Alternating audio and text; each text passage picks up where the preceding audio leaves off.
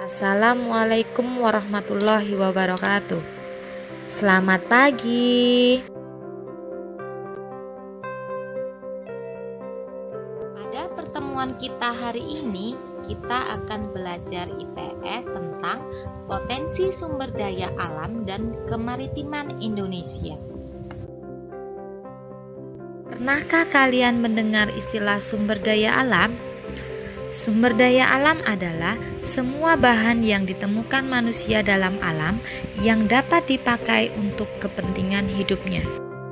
Potensi sumber daya alam dapat dilihat dalam beragam bentuk. Air, tanah, udara, batuan, hutan, bahan tambang, dan lain-lain merupakan bentuk-bentuk sumber daya alam. Tentang potensi sumber daya alam Indonesia. Yang pertama adalah hutan. Pernahkah kalian mengunjungi hutan wisata? Hutan itu merupakan sebuah kawasan yang ditumbuhi dengan lebat oleh pepohonan dan tumbuhan lainnya. Nah, carilah informasi tentang jenis-jenis hutan yang ada di Indonesia. Ini adalah perbandingan luas hutan di Indonesia dan di dunia. Kita berada pada peringkat 9 anak-anak. Yang pertama itu adalah Rusia, yang kedua adalah Brasil, yang ketiga Kanada, yang keempat Amerika Serikat, yang kelima Cina, yang keenam Republik Demokrasi Kongo, yang ketujuh Australia, kedelapan Argentina, kesembilan Indonesia, dan 10 India. Demikian tadi 10 negara dengan luas hutan yang terluas di dunia. Kita lanjutkan ya anak-anak. Potensi sumber daya hutan itu antara lain memiliki kekayaan flora dan fauna dan keanekaragaman hayati. Nah, ini di hutan. Yang kedua, memiliki hasil hutan berupa kayu, buah-buahan, dan obat-obatan. Persebaran jenis kayu di Indonesia sebagai salah satu hasil hutan antara lain rotan itu dihasilkan di Sumatera Utara dan Sumatera Barat, kayu rasmala dan akasia dihasilkan di Jawa Barat, kayu jati di Jawa Tengah, kayu cendana di Nusa Tenggara, kemudian Pulau Kalimantan menghasilkan rotan, kruing, meranti, dan agatis. Sedangkan Sulawesi menghasilkan meranti, kruing, agatis. Begitu juga dengan Papua menghasilkan meranti, kruing, dan agatis. Bagaimana anak-anak? Ada pertanyaan? Jika kalian punya pertanyaan, silahkan tulis pada kolom komen di bawah video ini. Hutan itu memiliki beberapa fungsi, yaitu 1. Menyimpan air hujan dan mengeluarkannya ke sungai-sungai. 2. Tempat hidup flora dan fauna yang menjadi sumber makanan dan obat-obatan. 3. Mencegah terjadinya erosi. 4. Menghasilkan oksigen dan menyerap karbon dioksida sehingga suhu bumi terkendali. 5. Sumber kehidupan bagi masyarakat, khususnya masyarakat sekitar hutan dari produk yang dihasilkan. Sumber daya alam yang kedua adalah sumber daya tambang. Ini contohnya adalah tambang minyak bumi dan gas alam. Hampir di setiap pengeboran minyak bumi menghasilkan juga gas bumi atau gas alam. Hasil pengeboran gas bumi itu kemudian ditampung lalu dicairkan menjadi LNG. Dan itu menjadi bahan bakar. Nah, coba kalian perhatikan pada gambar ini. Minyak bumi itu terletak di antara dua batuan yang kedap air. Nah, untuk mendapatkan minyak bumi ini maka diperlukan usaha untuk pengeboran minyak. Nah, ini adalah peta persebaran minyak bumi dan gas alam di Indonesia, yaitu Aceh, Riau, Sumatera Selatan, Jawa Barat, Jawa Tengah, Jawa Timur, Kalimantan Selatan, Kalimantan Timur, Maluku, dan Papua. Secara detail, Kalian bisa melihat pada tabel berikut ini anak-anak, ini detail wilayahnya. Yang Sumatera itu Peorela dan Lok Sumawe, Sungai Pakning dan Dumai, Pelaju Sungai Gerong dan Muara Enim.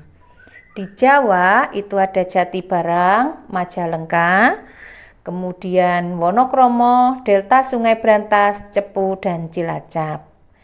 Di Kalimantan ada di Pulau Tarakan, Balikpapan, Pulau Bunyu, Sungai Mahakam, Rantau, Tanjung, dan Amuntai.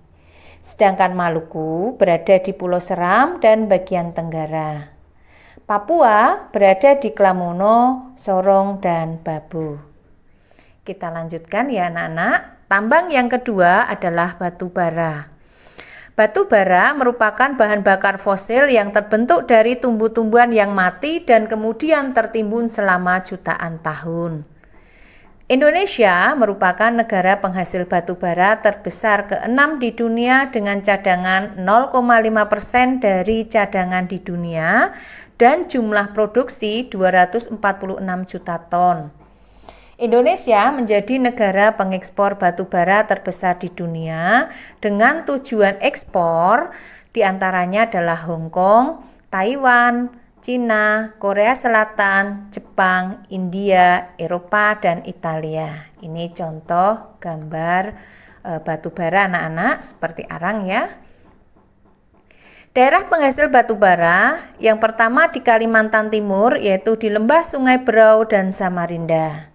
Di Pulau Sumatera, Sumatera Barat, Ombilin dan Sawah Lunto, Sumatera Selatan, yaitu di Bukit Asam dan Tanjung. Nah, ini adalah tambang boksit anak-anak, warnanya kemerah-merahan. Boksit itu merupakan biji aluminium.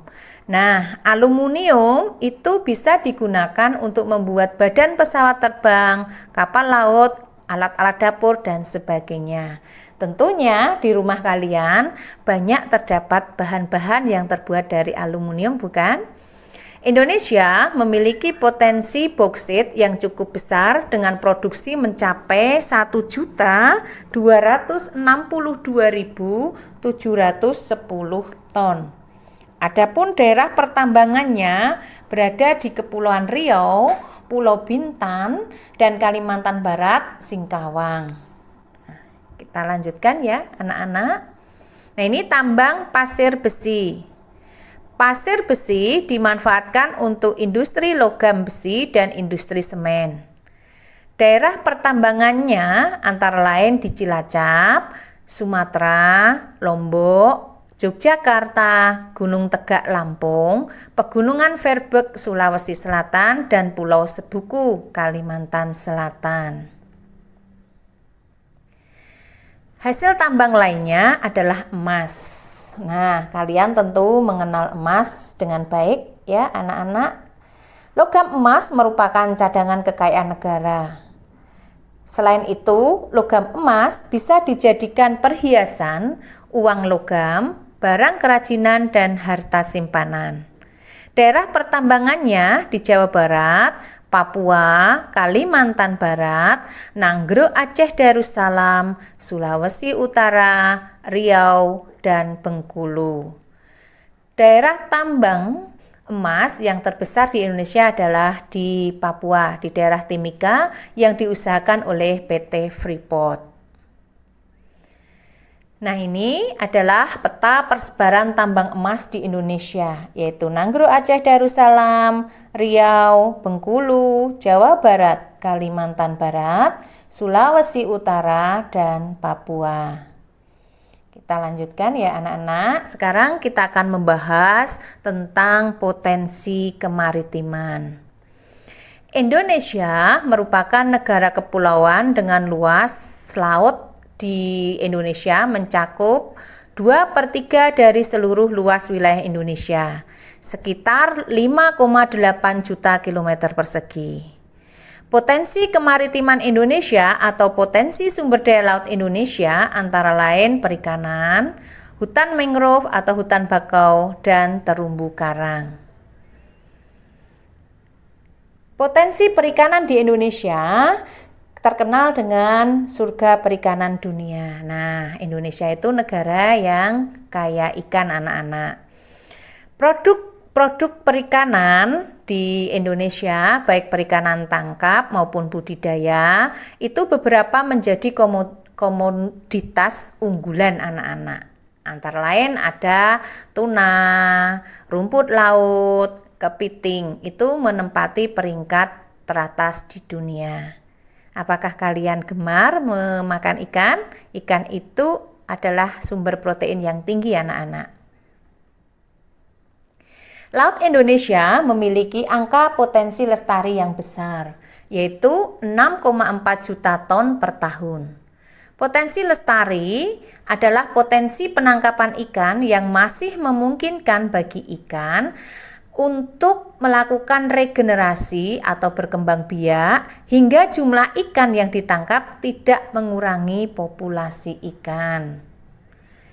Nah, di daerah pesisir utara ini, pesisir pantai utara, itu banyak diusahakan untuk tambak ya. Dan beberapa tempat di Indonesia selain pantai utara juga digunakan untuk budidaya tambak. Potensi maritim yang kedua adalah hutan mangrove atau dikenal dengan hutan bakau anak-anak. Nah, ini pohon-pohon bakau. Pernahkah kalian mengunjungi wisata di kawasan hutan bakau? Nah, hutan bakau atau mangrove adalah tipe hutan yang berada di daerah pasang surut air laut. Umumnya, hutan mangrove berkembang dengan baik pada pantai yang terlindung, muara sungai, atau laguna. Fungsi mangrove itu dibedakan menjadi dua, yaitu fungsi ekologis itu terkait dengan lingkungan dan fungsi ekonomis itu terkait dengan produksi. Fungsi ekologis itu sebagai habitat atau tempat hidup binatang laut untuk berlindung, mencari makan, dan berkembang biak. Melindungi pantai dari abrasi air laut. Sedangkan fungsi ekonomis menghasilkan kayu yang dapat dimanfaatkan untuk bahan bakar, arang, dan kertas, serta menghasilkan udang dan ikan. Nah, ini persebaran mangrove di Indonesia, anak-anak. Di pantai barat Sumatera itu luasnya sekitar 417.000 hektar. Pantai utara Jawa dan Bali itu 34,4 ribu hektar. Di pesisir pantai Kalimantan meliputi 165.000 hektar. Pesisir pantai di Sulawesi 53.000 hektar. Pesisir di Nusa Tenggara 3,7 hektar. Dan pesisir di wilayah Papua itu paling luas anak-anak 3,7 juta hektar. Itu persebaran mangrove. Yang ketiga adalah terumbu karang. Terumbu karang ini menjadi salah satu objek wisata bahari anak-anak. Pernahkah kalian berkunjung ke sana? Terumbu karang adalah terumbu batuan sedimen kapur di laut yang terbentuk dari kapur yang sebagian besar dihasilkan dari koral, yaitu binatang yang menghasilkan kapur untuk kerangka tubuhnya. Terumbu karang merupakan ekosistem yang khas di daerah tropis. Nah, coba kalian cari informasi wilayah-wilayah Indonesia yang memiliki terumbu karang yang indah anak-anak. Kalian tuliskan pada kolom komen di bawah ini ya. Fungsi terumbu karang antara lain fungsi ekologis dan ekonomis. Fungsi ekologis antara lain penyedia nutrien bagi biota perairan, tempat berkembang biaknya biota perairan. Sedangkan fungsi ekonomis menghasilkan berbagai jenis ikan, udang, alga, teripang, kerang mutiara, bahan bangunan dan jalan, bahan industri, bahan baku